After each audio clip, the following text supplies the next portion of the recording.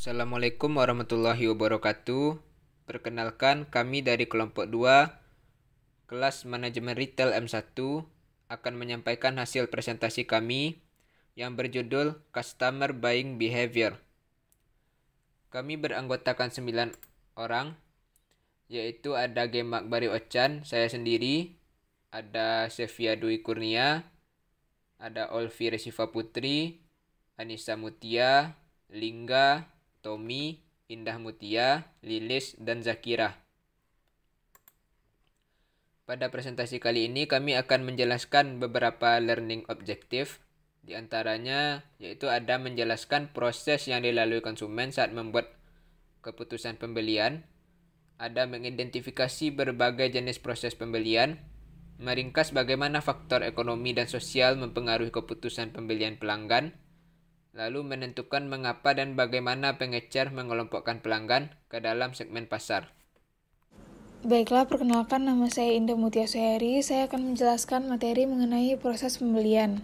Ada beberapa langkah yang dilalui konsumen saat melakukan keputusan pembelian. Yang pertama yaitu need recognition atau pengenalan kebutuhan, di mana proses pembelian dipicu ketika konsumen menyadari bahwa mereka memiliki kebutuhan yang tidak terpuaskan. Kebutuhan terbagi atas dua, yang pertama yaitu utilitarian dan hedonis.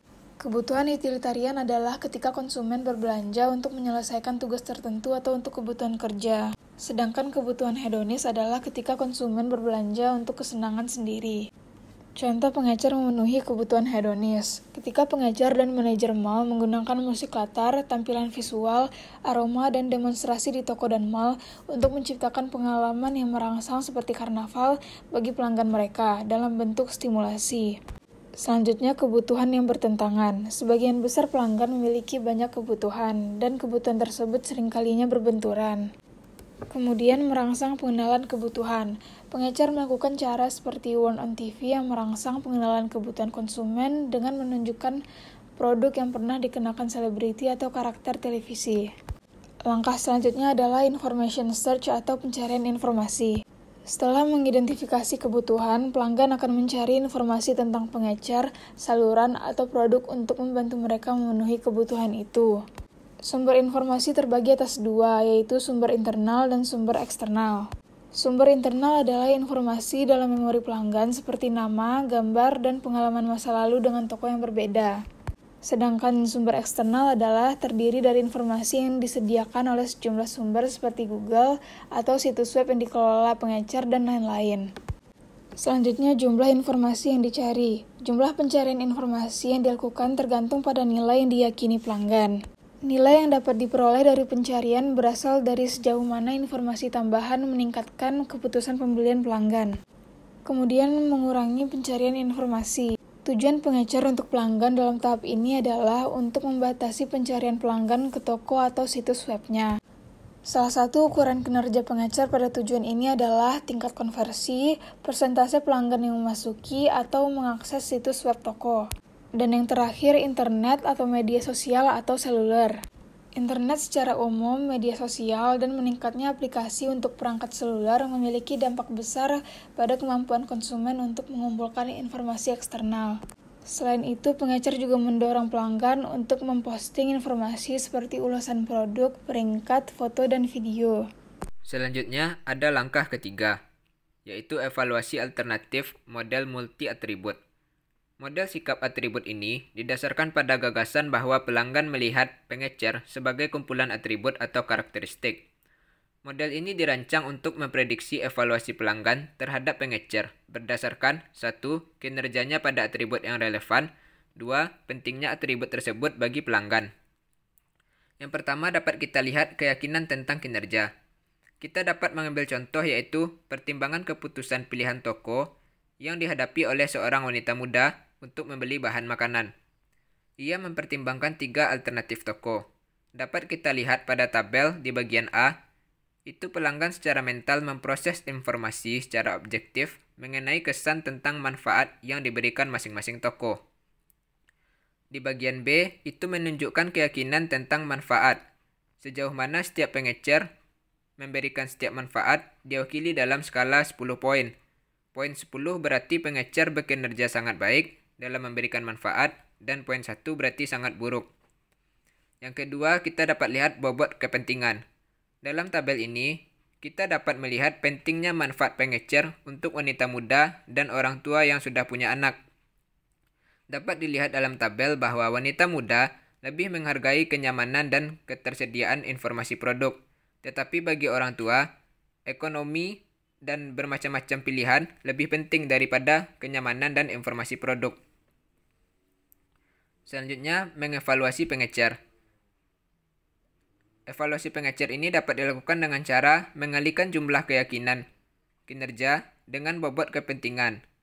Lalu, skor tertinggi di antara 3 tokoh tersebut akan dipilih. Nah, skor paling tinggi itulah yang akan menjadi pilihan konsumen. Maka dari itu, untuk mendapatkan skor yang tinggi, agar menjadi pilihan konsumen, pengecer harus memperhatikan beberapa hal. Di antaranya, ada implikasi pengecer, masuk ke dalam set pertimbangan pelanggan, mengubah keyakinan kinerja, mengubah bobot penting, dan menambahkan manfaat baru. Baiklah, saya Sevia Kurnia akan melanjutkan materi mengenai proses pembelian. Yang keempat ada membeli barang dagangan atau layanan.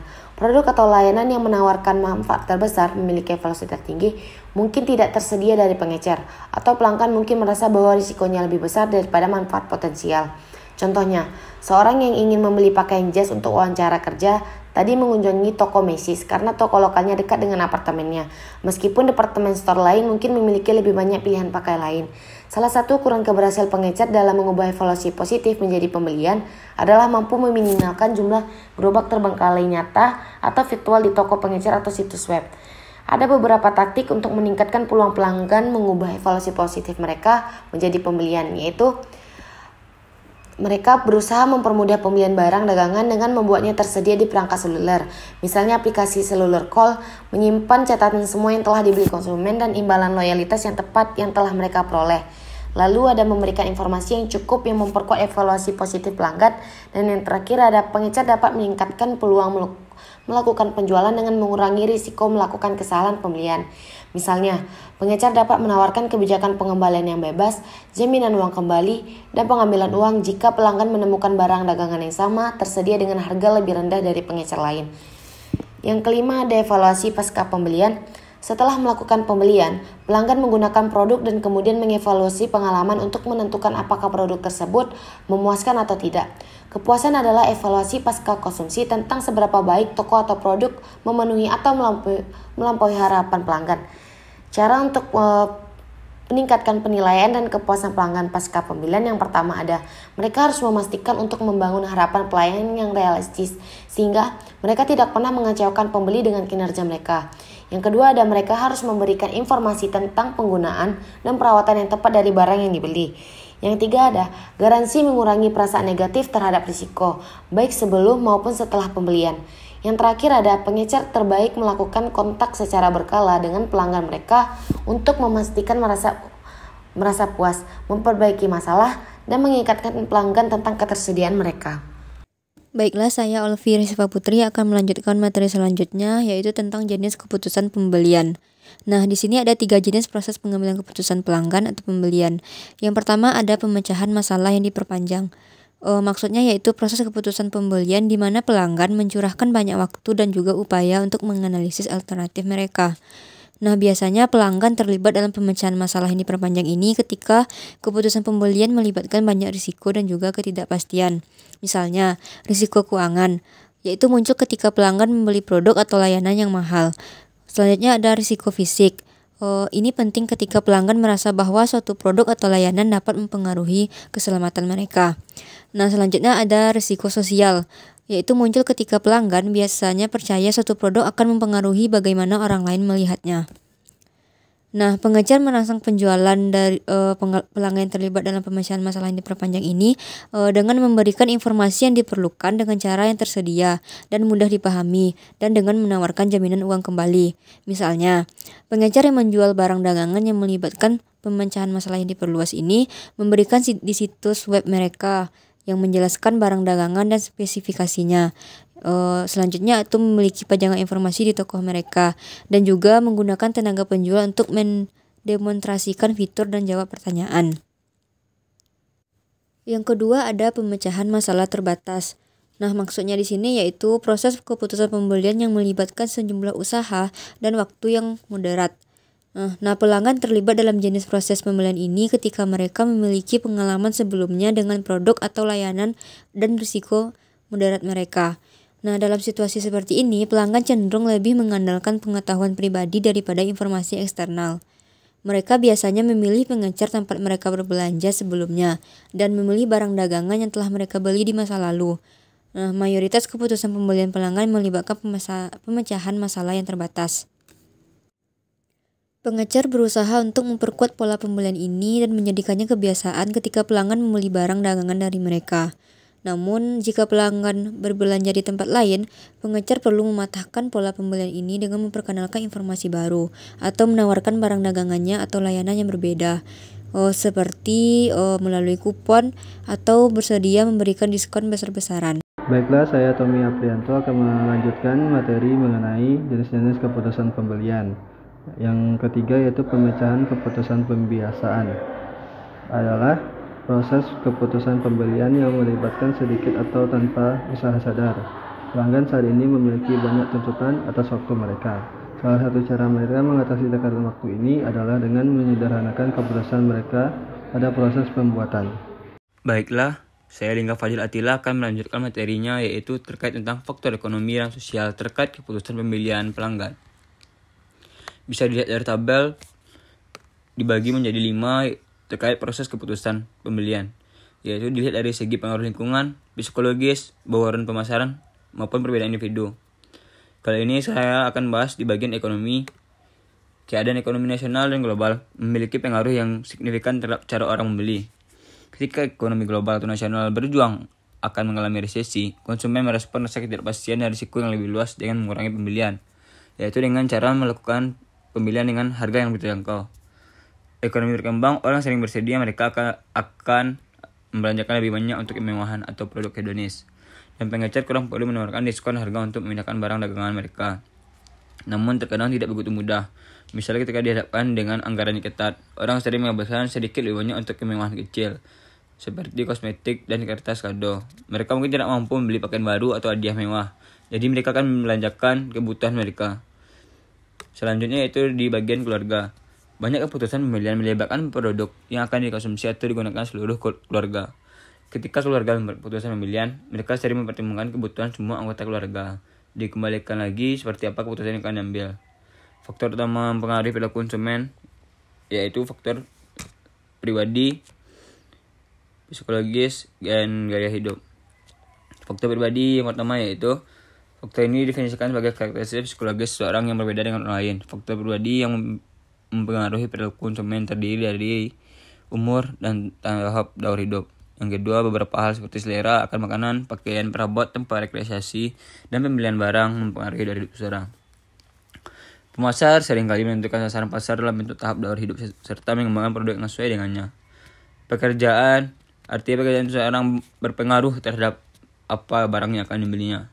Pemasar akan berusaha mengenali kelompok pekerjaan yang punya minat di atas rata terhadap produk serta jasanya. Yang selanjutnya yaitu gaya hidup. Adalah pola kehidupan seseorang yang diwujudkan lewat beberapa aktivitas, seperti pekerjaan, hobi, belanja, olahraga, kegiatan sosial, serta minat terhadap suatu hal. Kepribadian dan konsep diri kepribadian mengacu pada karakteristik psikologi unik yang menyebabkan respon yang relatif konsisten terhadap tahan lama terhadap lingkungan dirinya sendiri. Kepribadian bermanfaat untuk menganalisis tingkah laku konsumen dalam memilih produk atau merek tertentu. Sekian yang bisa saya bacakan. Saya lanjutkan kepada teman saya. Sekian, terima kasih. Baiklah, saya Lilis Afat Rohmah akan melanjutkan materi selanjutnya, yaitu tentang grup referensi. Grup referensi adalah sebuah kelompok referensi mencakup satu atau lebih orang yang seseorang itu menggunakan sebagai dasar perbandingan untuk keyakinan, perasaan, dan perilaku. Seorang konsumen mungkin memiliki sejumlah kelompok referensi yang berbeda, seperti keluarga, teman, selebriti, dan pemimpin opini. Kelompok referensi ini mempengaruhi keputusan pembelian dengan 1. Menawarkan informasi, yang kedua, memberikan penghargaan untuk perilaku pembelian tertentu, dan yang ketiga, meningkatkan citra diri konsumen. Kelompok referensi ini memberikan informasi kepada konsumen secara langsung maupun secara tidak langsung.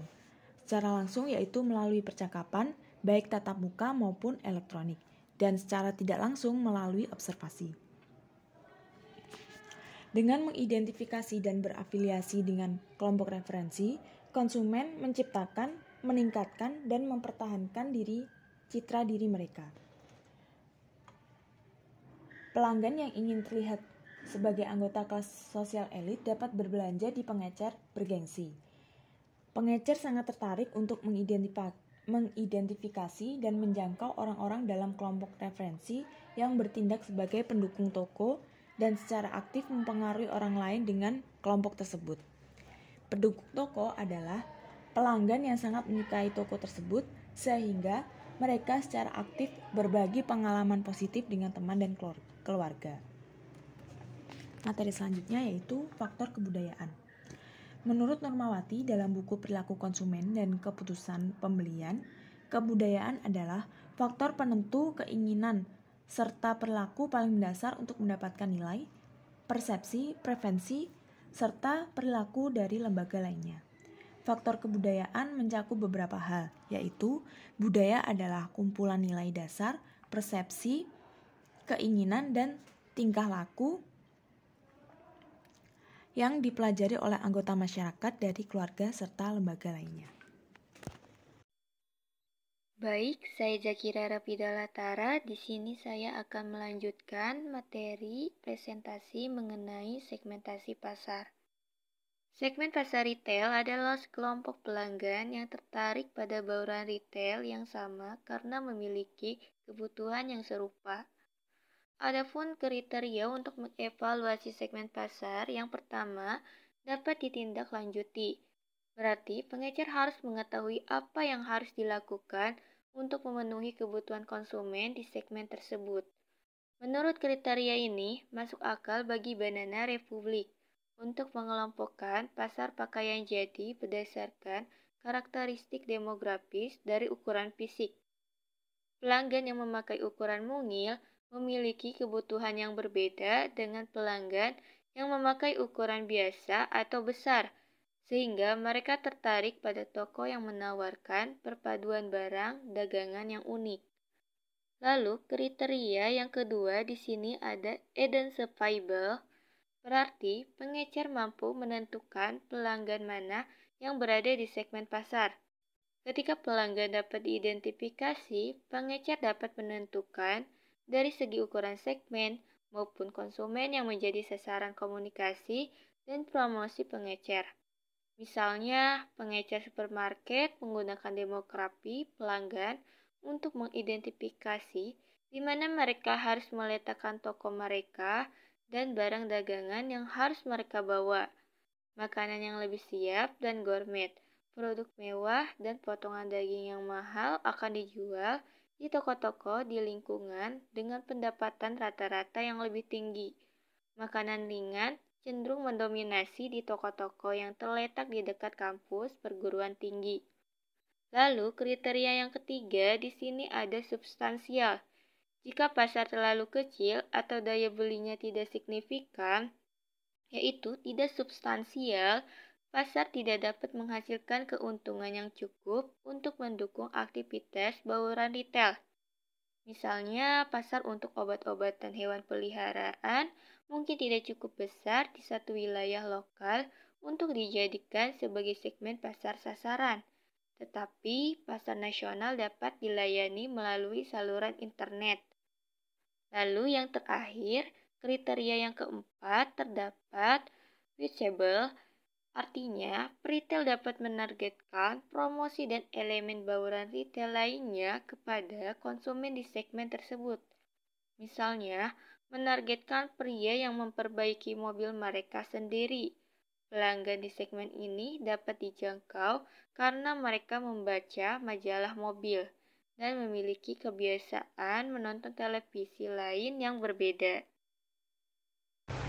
Baiklah, saya Anissa Mutia akan melanjutkan materi tentang pendekatan untuk segmentasi pasar. Yang pertama, segmentasi geografis, di mana segmen ini mengelompokkan pelanggan menurut tempat tinggal mereka. Pada pasar retail dapat disegmentasi berdasarkan negara Jepang, Meksiko, atau berdasarkan area dalam suatu negara, seperti negara bagian atau kota. Pelanggan di segmen ini dapat dijangkau karena mereka membaca majalah mobil, menonton naskah di TV, dan memiliki kebiasaan menonton televisi lain yang berbeda. Yang kedua, segmentasi geografis, di mana segmen itu mengelompokkan konsumen berdasarkan karakteristik objektif yang mudah diukur seperti usia, jenis kelamin, pendapatan, dan pendidikan, di mana konsumen dalam segmen ini dapat dengan mudah diidentifikasi, ukurannya dapat ditentukan, dan sejauh mana mereka dapat dijangkau, dan respon terhadap media dapat dengan mudah dinilai.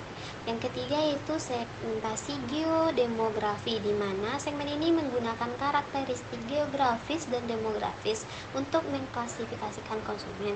Segmentasi ini didasarkan pada prinsip bahwa burung dari bulu berkumpul bersama, di mana konsumen di lingkungan yang sama cenderung membeli jenis mobil, peralatan, dan pakaian yang sama dan berbelanja di pengecer jenis yang sama.